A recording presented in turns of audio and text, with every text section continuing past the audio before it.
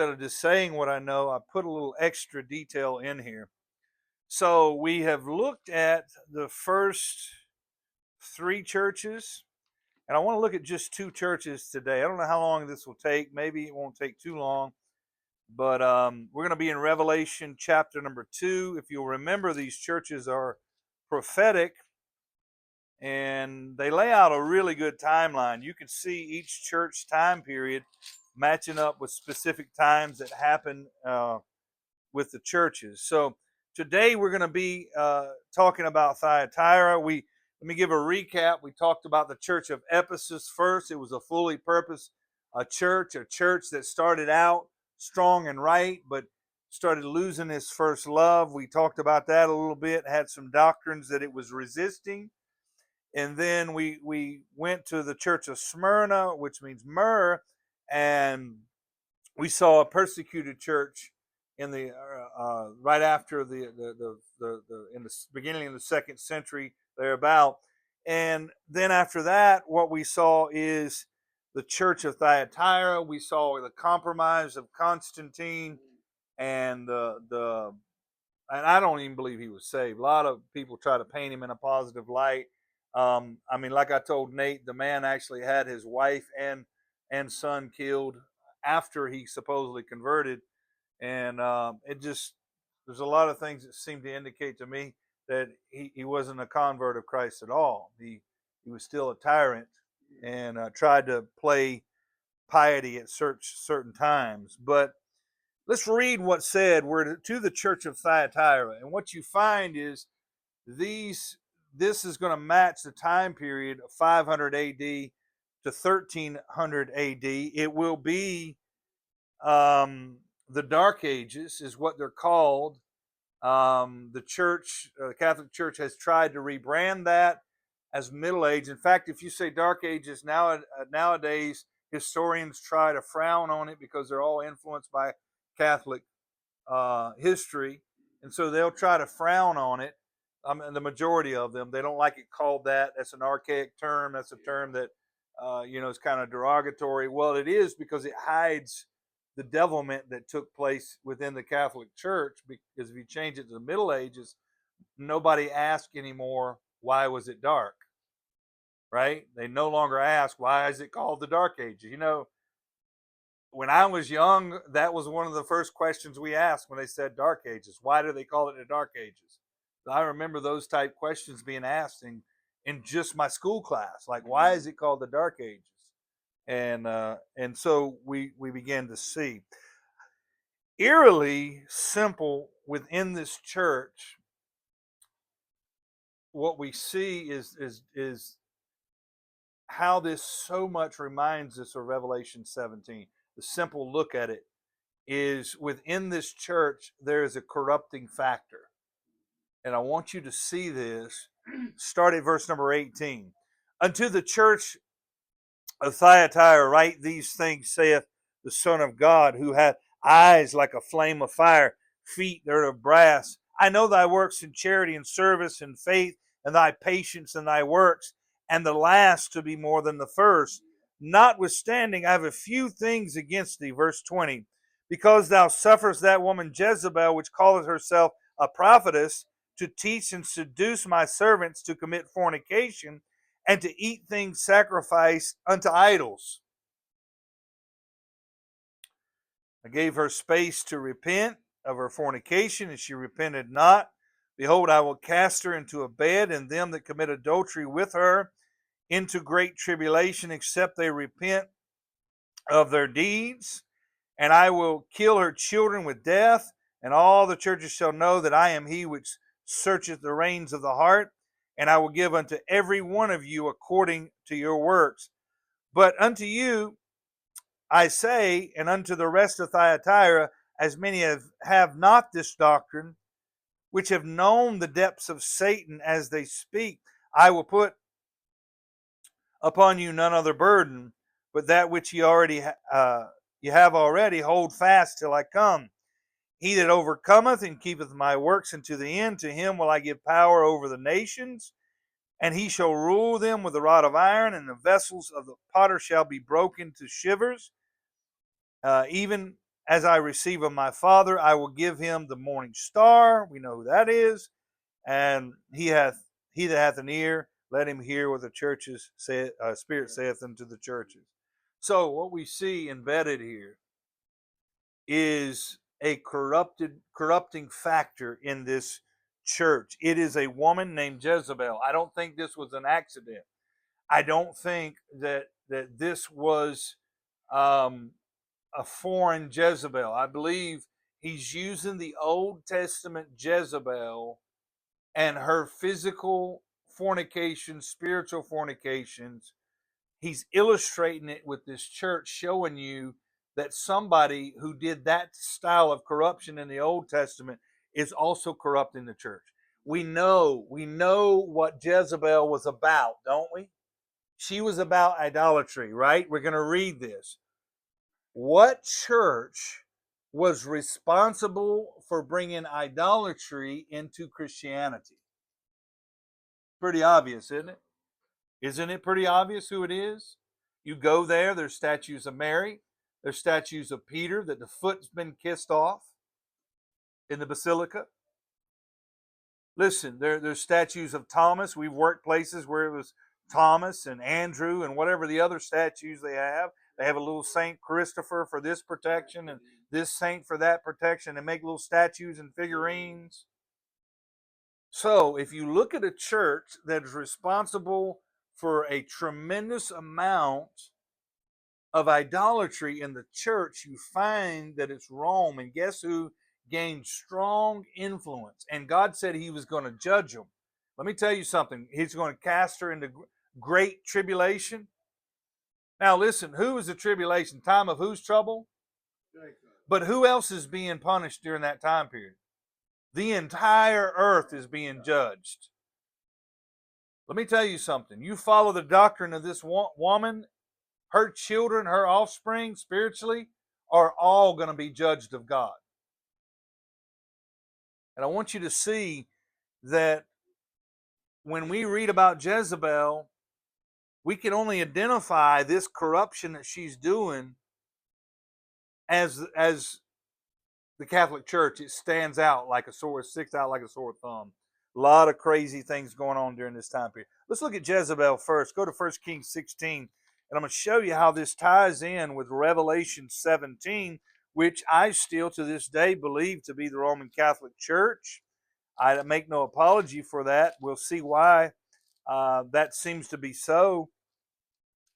I believe that she is the whore of Babylon, and I'm going to show you why here in just a minute. A lot of people try to make that the United States, but show me the United States murdering Christians. As a whole, the United States hasn't murdered Christians. What is one institution that consistently has murdered Christians over the years? It's the Catholic Church. Yes, there's other institutions that have killed Christians. There's Muslims, and probably Jews that have killed Christians, but not at the level that we're going to see the Catholic Church has done. And this woman, Jezebel, is infiltrating the church from where? Inside. She's inside the church. And so Rome has corrupted the churches through the Protestant Reformations. We're not Protestants, y'all. We're not Protestants. There's been a line of Bible-believing Christians all the way down the line that were not Protestants. Protestants came out of Rome. There's churches that existed besides Protestants long before Rome ever showed up in its full force, even though they trace back to Peter. We'll see this here in just a little. Just bear with me. Let me set this.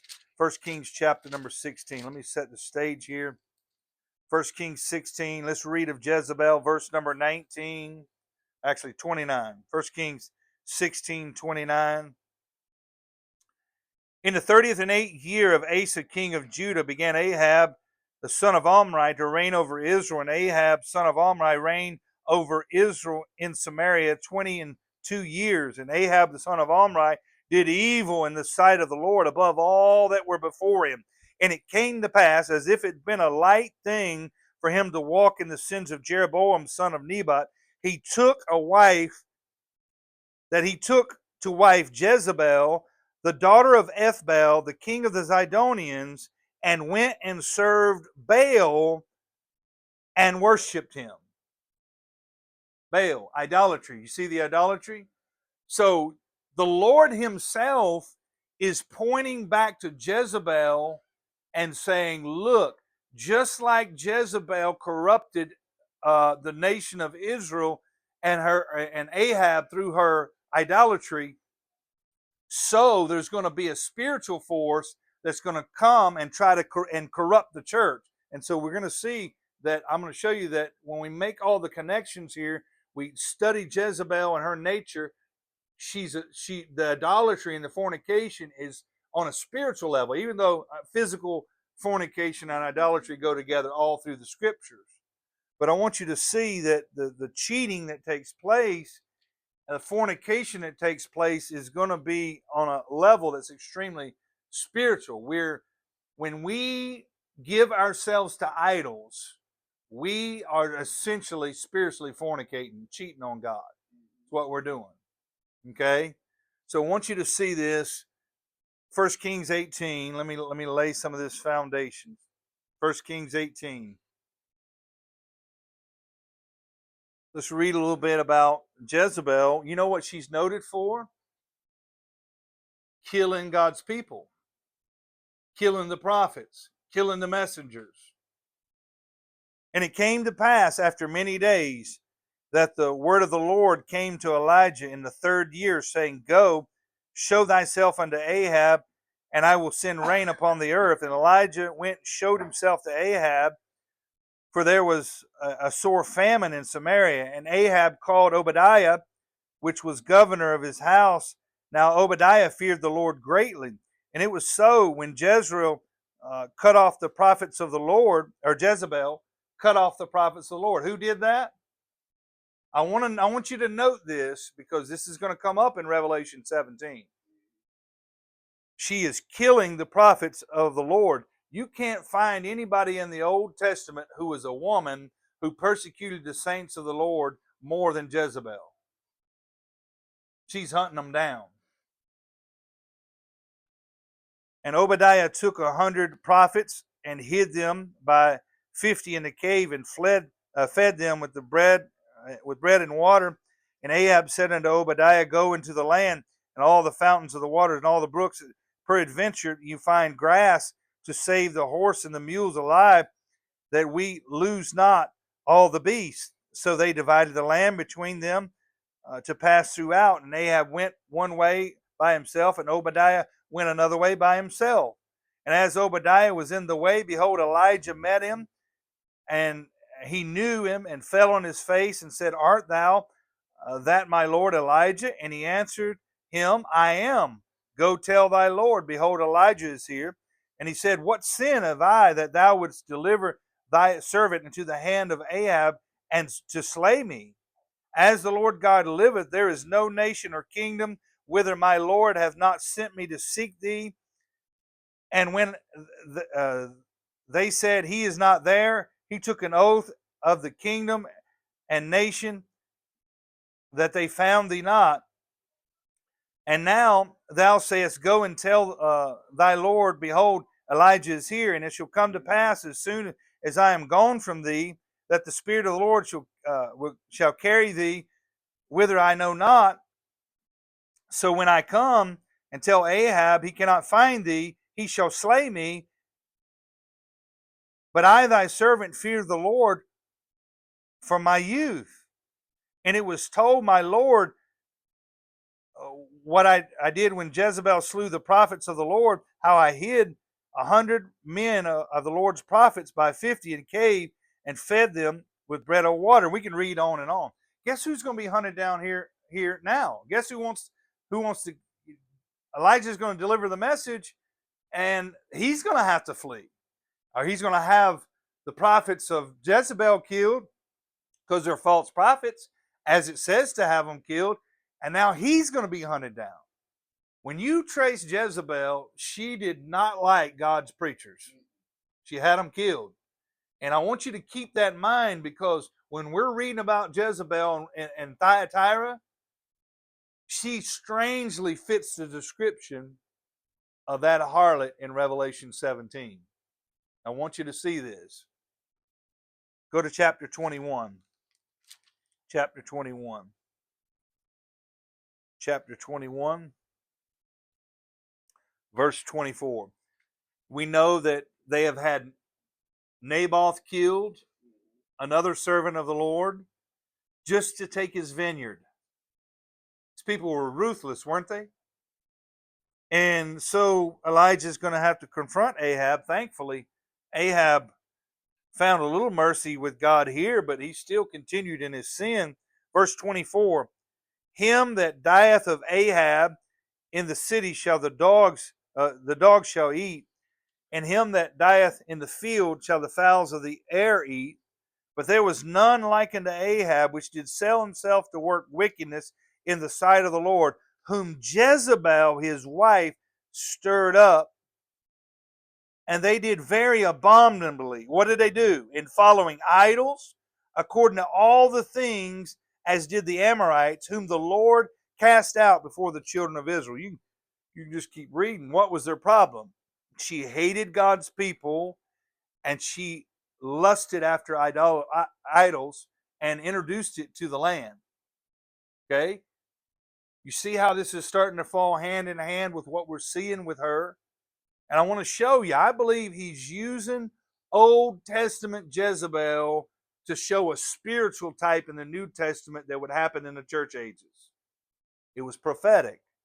And I want you to see, it's amazing how it's interwoven. Go to 2 Kings chapter 9. 2 Kings chapter 9. We have to ask who this Jezebel is.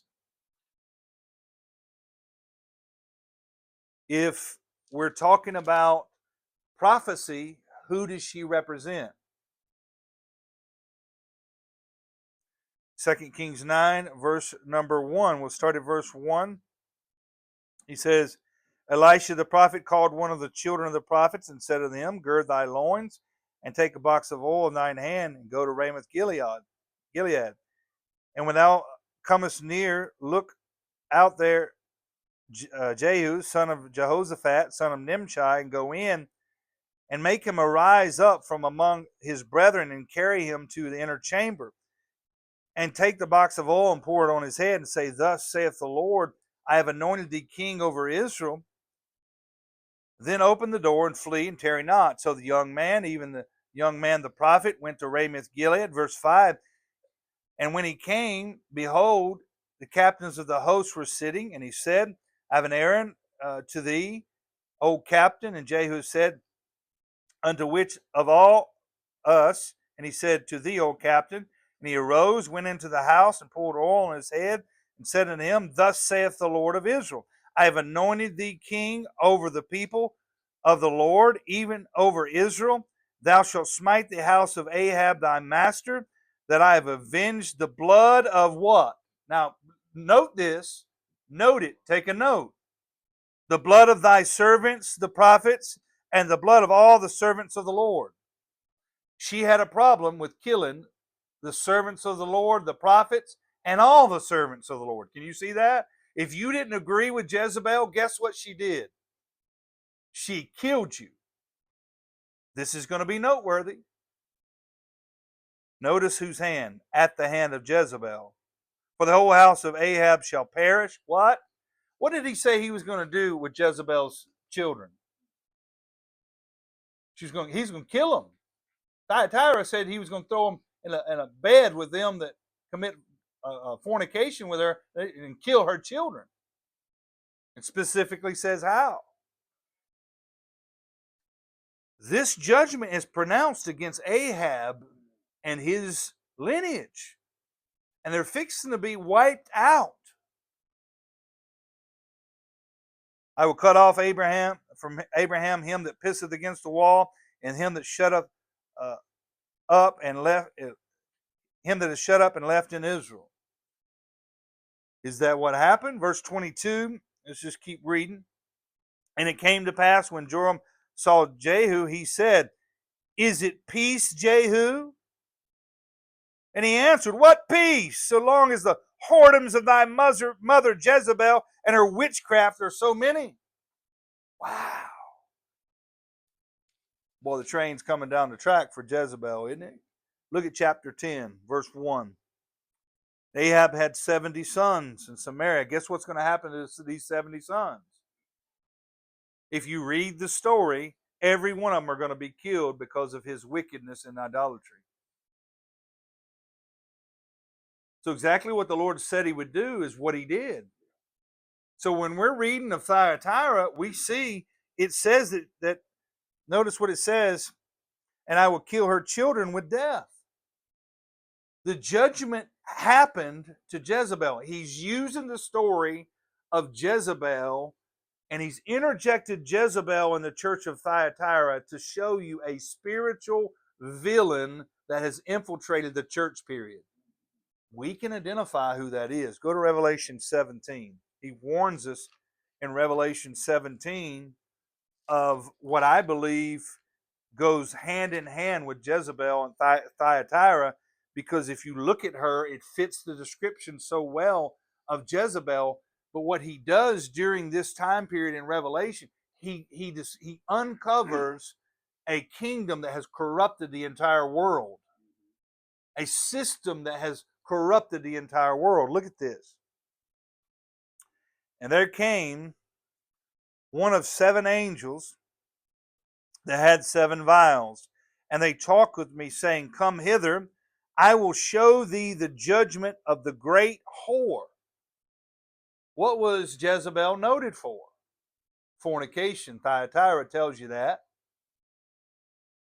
She's called a great whore, which sitteth upon many waters, with whom the kings of the earth have committed fornication. You say, how is that so? Did I not give you the excerpts when we were in the book of Daniel, showing you the many nations that have bowed down to, or the Pope has bowed down to, kissed his hand, done homage to him? People who, Muslims, who would ever thought that?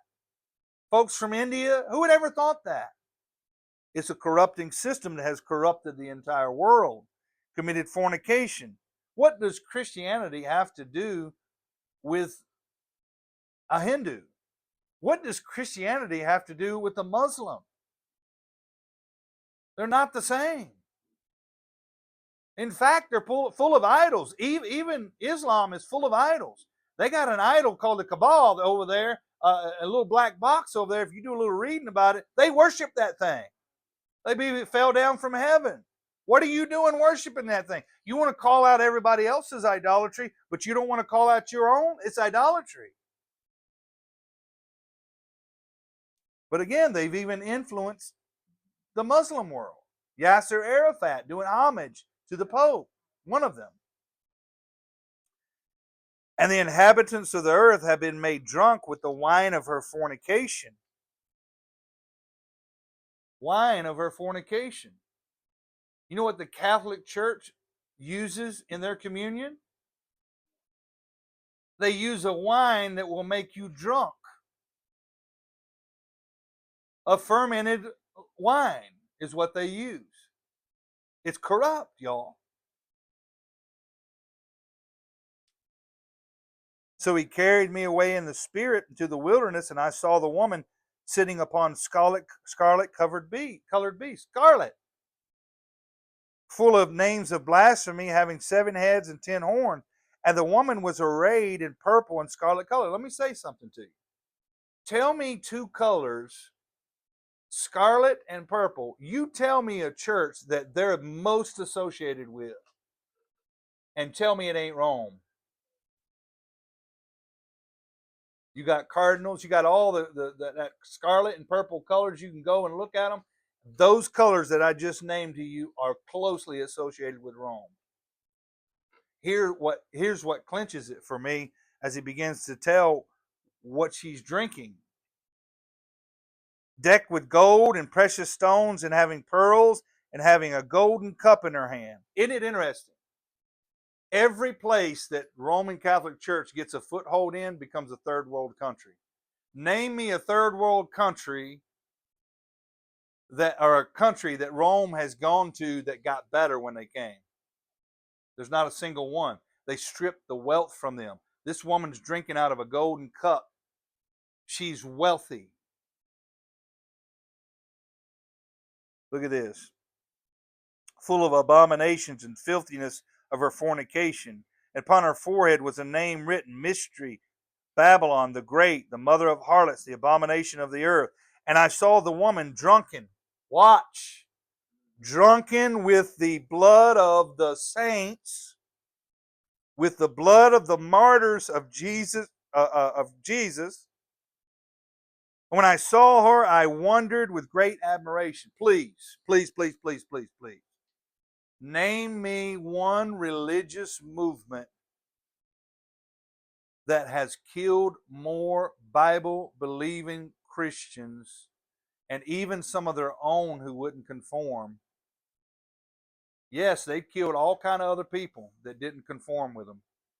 But I'm telling you, the Roman Catholic Church, and we're going to talk about a bunch of them here in a minute, has killed a whole slew of major groups of Christians that were Bible believers. You see Jezebel, you see Thyatira Jezebel, you see the exact same description and actions in Revelation 17. Let's go a little bit further. It goes a little bit further. And the angel said unto me, Wherefore didst thou marvel? And I will tell thee the mystery of the woman, the beast that carried her, which hath the 7 heads and 10 horns. And the beast thou sawest, and is not, was and is not, shall descend out of the bottomless pit and go into perdition. And they that dwell on the earth shall wonder, whose names were not written in the book of the life from the foundation of the world.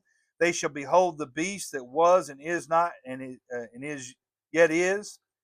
Here is the mind of him that hath wisdom. Now watch. The 7 heads are 7 mountains on which the woman sitteth. How many mountains is she sitting on? How many mountains is she sitting on? 7 mountains. Go to verse 18. And the woman which thou sawest is that great, what is she? City which reigneth over the kings of the world. Okay. She sits on 7 mountains. She is a city. And she reigns over the kings of the earth. You know what Rome's called? You know what Rome's called? It's called the city on 7 hills. That's what it's called. There's a place there called the Vatican. Does anybody know anything about the Vatican? If you look at the Vatican, it's the place where the Pope resides. He has his influence in one city, in a place that sits on 7 hills. He has influence over the entire world from that place. Isn't that crazy? So when you put all the pieces of the puzzle together, I've heard people say this is Muslims. I've heard there's nobody who slaughtered Christians like the Roman Catholic Church. All you got to do is read the volumes of Fox's Book of Martyrs, the volumes of persecuted saints in multitudes of books that you can find. I'm going to give you some of those right now. This time period called the Dark Ages. Does anybody know what happens during the Dark Ages? There is something the Catholic Church does that they're noted for during this time. You know what it's called? The Crusades. Anybody here ever heard the Crusades? We paint it up like it's something nice, don't we? We got knights fighting and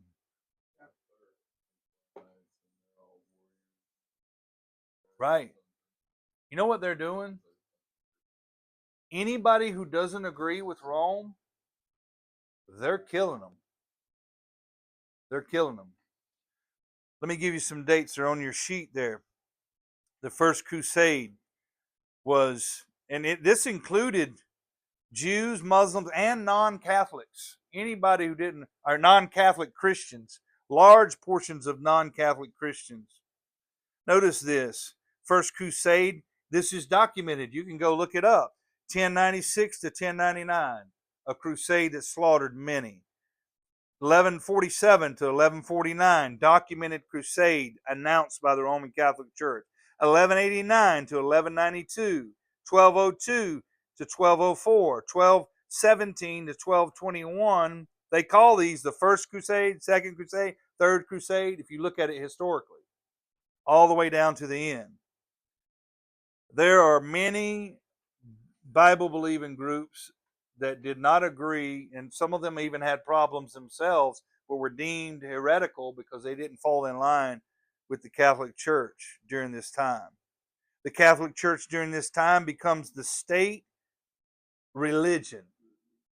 You either conform or you're killed. Hence, Thyatira means odor of affliction. It was an afflicted church.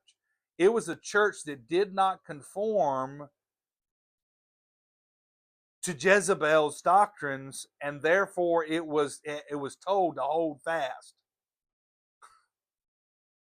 But notice odor of affliction. It's here. Groups like this. Here's a couple Bible believing groups. If you want to do some deeper studies, some of them had some few little things that we would be like, yeah, that's not true. But the Albigensians, also called the Cathars, there was a separate crusade just for the Albigensians that was 1209 to 1229. And you also had groups like the Bogomiles and the Waldensians. You can look these groups up, heavily persecuted groups. Let me say this, some of the groups actually resisted. You can read about them. Some of them, there's one group we'll talk about in the next time period that actually held their ground and were able to form an army big enough to withstand the Roman Catholic Church. So this is this time period, the rise of the great whore. And so, any questions on Thyatira? Because I'm fixing this next one's going to be pretty quick. Any questions on Thyatira? Let's take a look at this next church, this next time period. Sardis means red ones. The persecutions. What's that? I'll show you here in a minute. It's on this page. Yeah, it's on this page right here. Yeah, we're getting there. It's the look at the first dot. You'll see the name of the group right there. It was a French group. Fratelli. But anyway, you can look these up. They were able to successfully resist. Yeah, several decades they were able to, for thwart the onslaught of the Catholic Church. A lot of places just got annihilated. They got completely wiped out. What's that? No, they didn't. They were able to hold their ground, and I guess they were just kind of left alone, and they went to the next group. So that's why you see him, he's during this end of this time period, he's saying hold fast. So there's some groups that did not give in, even in their doctrine, and we're going to talk about that in this group. Go to Revelation chapter number 3. It's pretty neat to see how these time periods line up prophetically, isn't it? So let's read Revelation 3. Let's read the church of Sardis. Again, Sardis means red ones. That's a hint, isn't it? What's red? Blood. We're going to see red ones. We're going to see a large amount of increased persecution. I'm going to give you a whole list. The devil knows when something good is fixing to happen, he fights like crazy, doesn't he? If you look at your own life, when something good's fixing to happen to you, usually the devil fights you like crazy just before it. I can mark many times. You know what happens after this church? It's the Church of Philadelphia. It's the best church in the list. The fruit of this time period and Christians holding fast in this time period are going to be manifest in the next time period with the Philadelphian church period. We'll get to that next week. Look at verse 1, chapter 3. Unto the angel of the church of Sardis, These things saith he that hath the seven spirits of God and the seven stars. I know thy works, that thou hast a name, that thou livest and art dead. So notice that they have a name, but they don't have actions that accompany the name. Can you see that? So it seems like it's a church that's really struggling really bad. It's a church that's going to take a tremendous amount of bloodshed. It has a reputation with no life. See that? Watch this. Be watchful and strengthen the things that remain and are ready to die. They're just holding on by a thread, ain't they? You know what I'm thankful for? There's a few people in this church that hold on by a thread, and it just barely lets us get to the Philadelphian church period. A great time of revival. We're going to see. Amazing time of revival. But it was only because people were willing to shed their blood that revival took place. And I want to emphasize that. They're ready to die. I've not found thy works perfect before God. Remember, therefore, how thou hast received and heard, and hold fast and repent. If thou shalt not watch, I will come as a thief, and thou shalt not know what hour I'll come upon thee. Look at verse 4. I'm going to point this out to you. Thou hast a few names, even in Sardis, which have not defiled their garments. I'm going to give you these few names during this period. You can add to these few names. There's a bunch of them that will lead to the Protestant Reformation that actually leads to a period that is much more peaceful for the church, because the truth is flourishing and the Roman Catholic Church has been conquered in the sense that the Bible was translated by multiple people in multiple languages, something they resisted. And just these men who died to give us the Bible made a huge difference in history.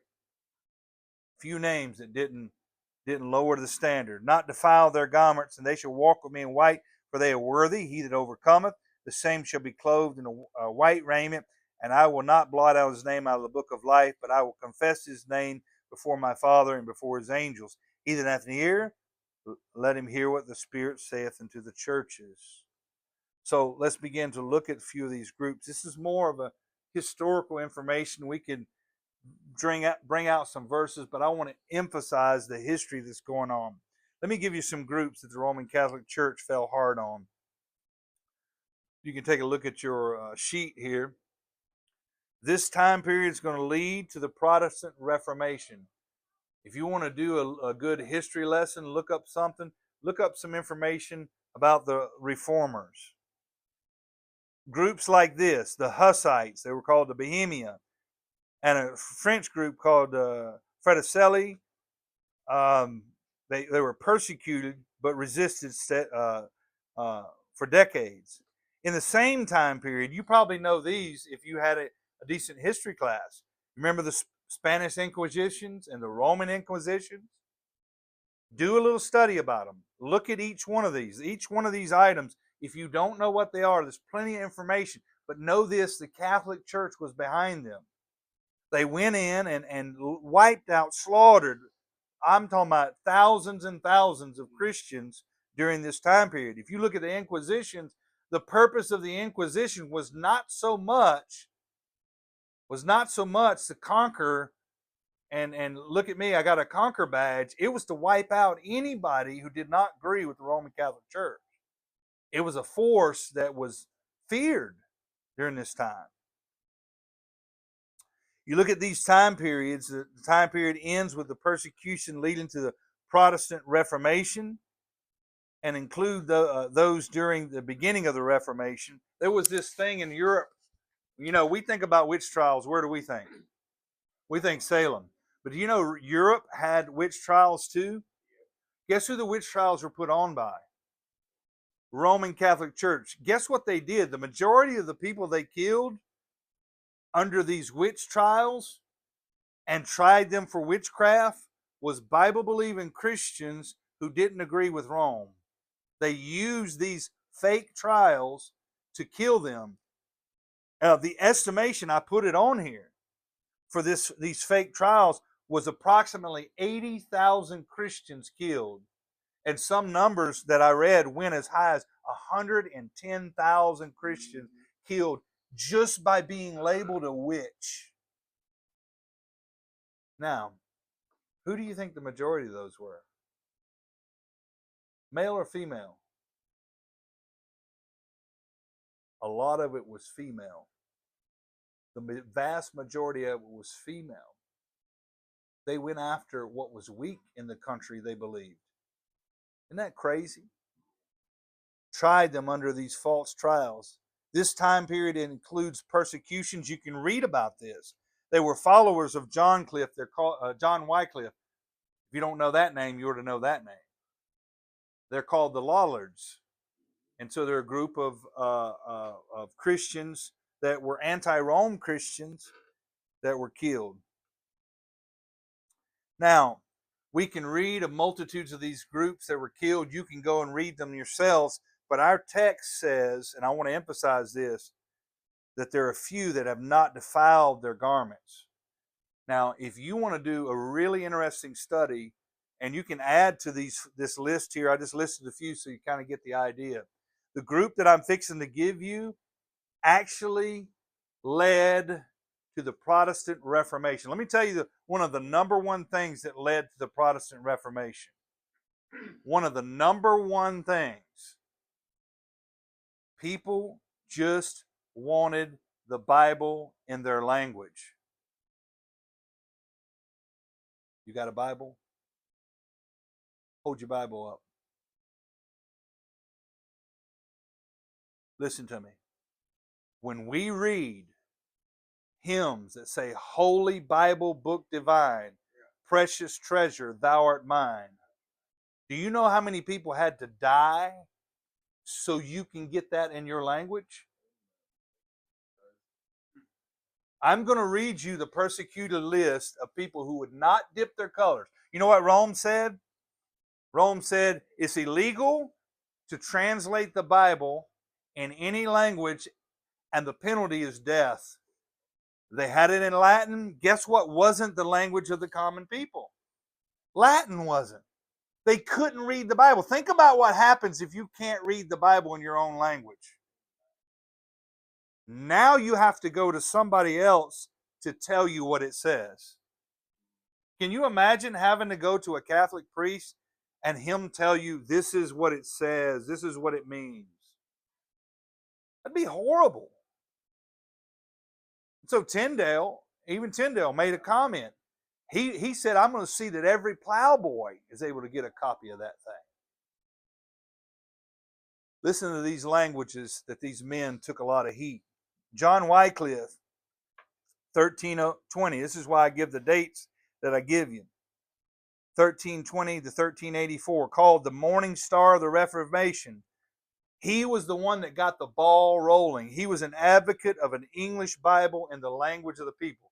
He was one of the first ones that took heat, big heat, for saying, look, we need to get this is before Tyndale.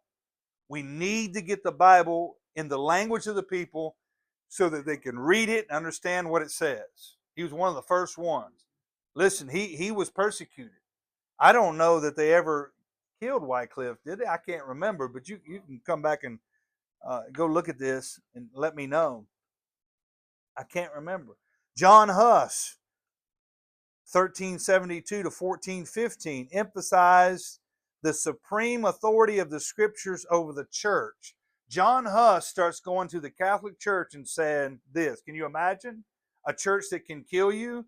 You start preaching, the authority is the scriptures, not the church. How do you think that church would take that? A church that's used to having control. William Tyndale. That's a blessing. I'm telling you, there's a few that did not defile their garments, and we know who they are. William Tyndale, his work made the Bible accessible in English. Listen, what did he get for translating the Bible in English so me and you can have what would eventually lead to the King James Bible? What did he get for that in exchange for it? This is what he got for it. He was strangled and burned at the stake in 1536 by the Roman Catholic Church because his work to make the English Bible accessible. You know what they did? Just because a man wanted the Bible in the language of the people, they strangled him and then tied him to a stake and burned him. And you know what you do with your Bible? You just put it on a shelf and let dust get on it all week. Why? Why? You're reading what these people had to go through to get that thing in your hands. Look at this. Now, I'm not even going to try to pronounce this Jacques guy. But you see who he is. 1455 to 1536, who from 1523 to 1530 translated the Bible into French. You see, what's the emphasis during this time period? What are people being killed for? What are people being persecuted for? They just want the Bible in the language of the people. He avoided persecution by moderating his writing. Now, let me say this. I don't necessarily agree with what he did. Right. He toned down the rhetoric that with which he was writing against the Roman Catholic Church so that he can slide the translation under the radar. But he narrowly escaped that, narrowly escaped persecution himself. Martin Luther in 1583, this is not Martin Luther King, this is Martin Luther, the reformer. I hate I even have to say that. Martin Luther King, his name wasn't even Martin Luther, it was Michael Luther. Changed his name to match the reformer's name. Yeah, go look it up, check it out. Martin Luther, 1483, 1546 AD, translated the New Testament into German in 1522. And he did the entire Bible in 1534. He was excommunicated by the Catholic Church, but escaped the execution because he had support by German princes. He would have been killed. And you know what? They dug up his bones later and burned them. They hated this guy so much, they dug his bones up and burned him. Like, what's that going to do to him? He's already dead. You know, he don't care. He's probably laughing at you burning his bone. Look at these idiots.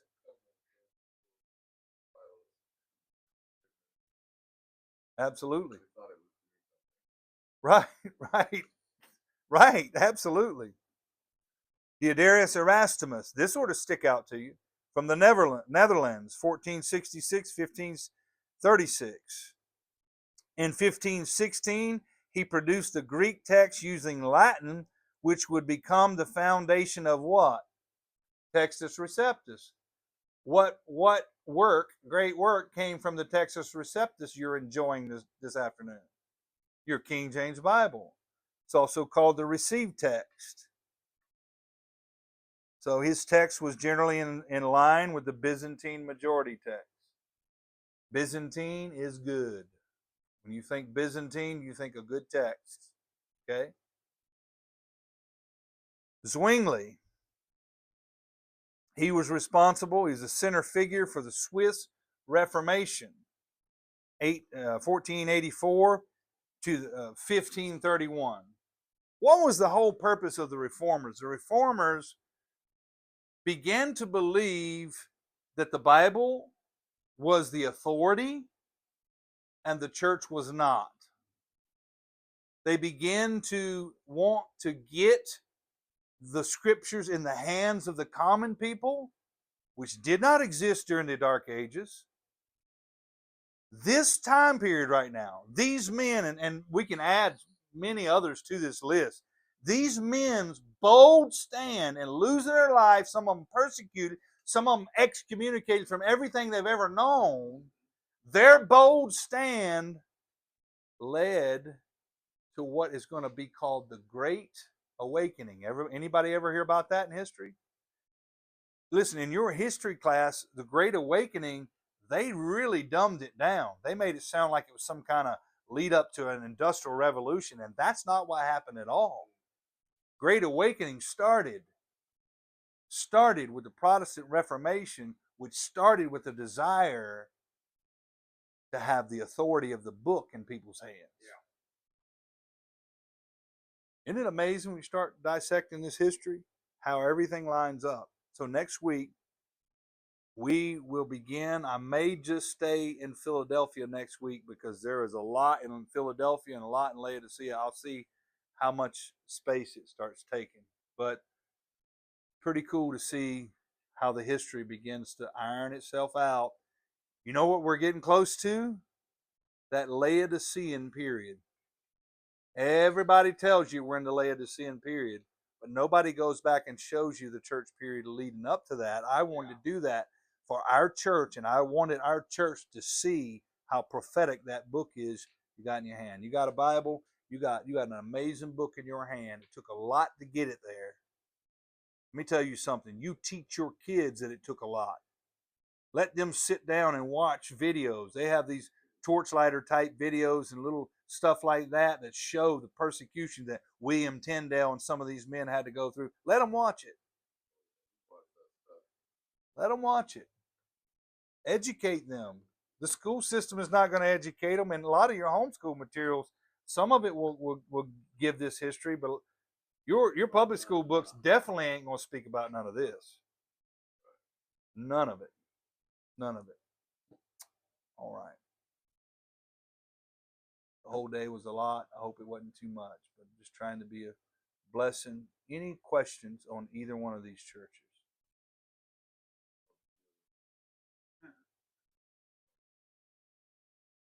Fire. Oh, oh, you got personal work to do. I got you. Filling in the gaps.